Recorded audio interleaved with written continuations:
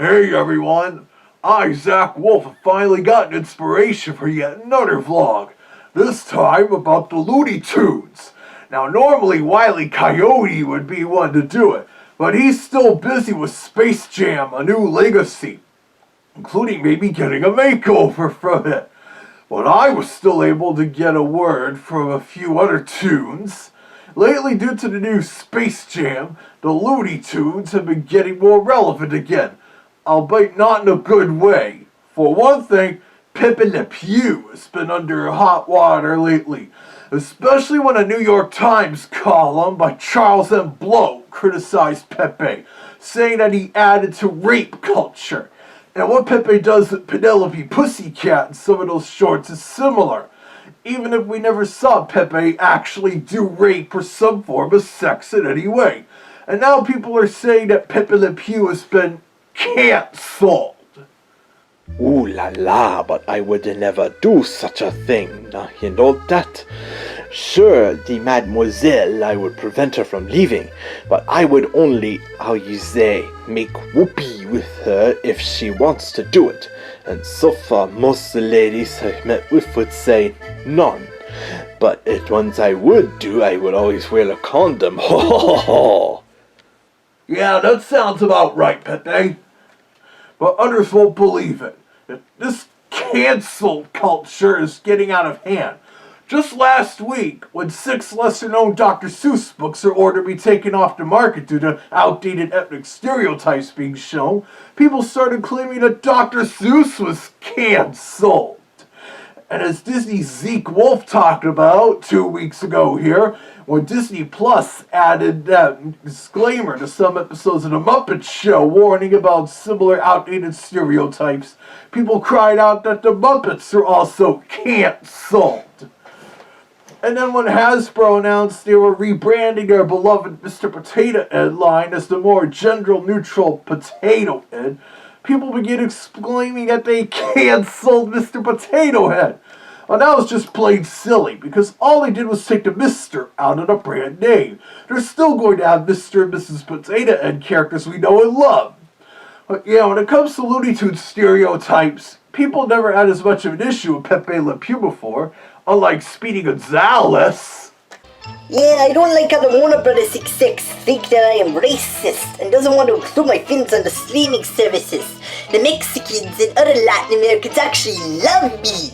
They should be the ones protesting that they should include my cartoons. But anyways, at least BTV has been adding a few of my cartoons, but even that's not enough.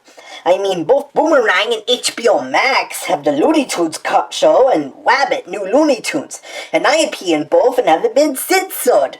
Even if they just include those local cartoons with me against Senor Daffy from the 60s, that'd be better than nothing.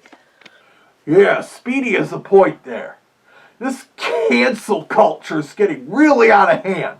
In fact, South Park even mocked the cancel culture with promoting its 22nd season.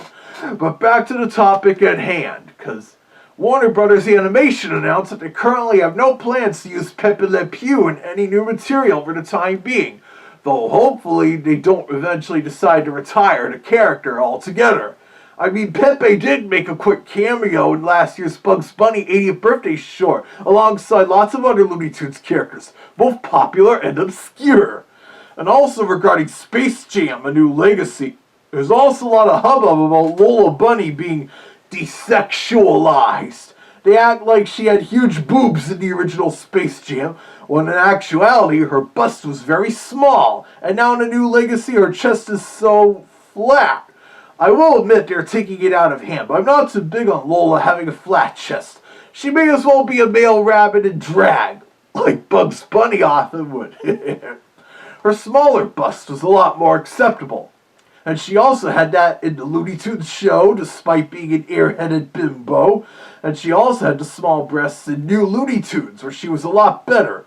I.e. more competent, but still kinda crazy. And Calf Susie reprised her role.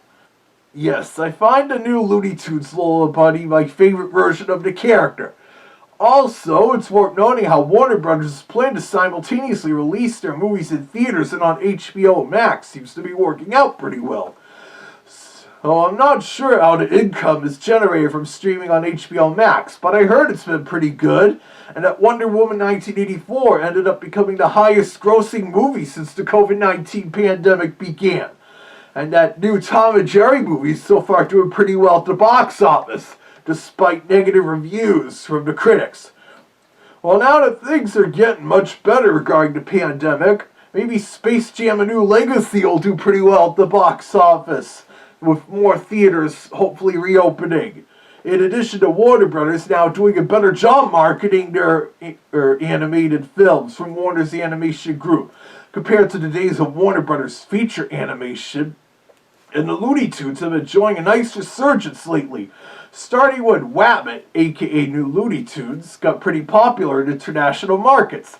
Even it take a long time for new episodes to be aired or released here in the States, no thanks to Cartoon Network and Boomerang's incompetence.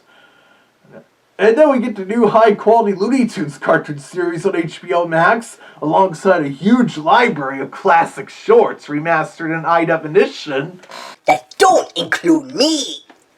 And they also started airing them on MeTV, making them somewhat more accessible to watch on regular television again, compared to when they were buried on Boomerang. I like seeing such a fun Saturday morning tradition revived.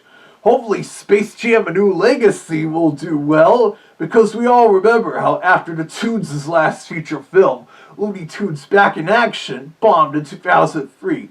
That led to hard times for the Looney Tunes, where they were in danger of fading into obscurity the way the Terry Tunes or several of Walter Lance's characters have. Luckily, that's all in the past now. And I'm glad that rising popularity of streaming has really helped the Looney Tunes in recent years. I guess that's enough of this for now, because as always, keep watching this YouTube channel to see whatever I do next.